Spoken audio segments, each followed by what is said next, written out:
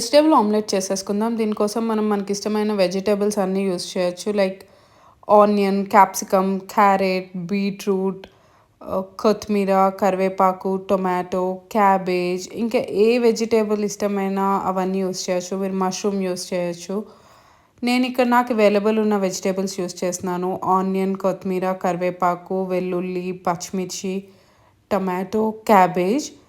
వీటితో పాటు మీరు మసాలాస్ కూడా మీకు ఇష్టమైనట్టు యూజ్ చేయొచ్చు. నేనిక్కడ కారం, జీరా పౌడర్, కొంచెం chilli flakes and oregano use చేస్తున్నాను. మీకు ఇష్టమైతే ధనియా, గరం మసాలా మీకు ఏది ఇష్టమైతే అది యూజ్ చేయొచ్చు. మీకు ఎట్లాంటి స్పైస్ లెవెల్ కావాలో అది మీ టేస్ట్ లెవెల్ తగ్గట్టు మీరు మసాలాస్ వేసుకుని కలుపుకోవచ్చు.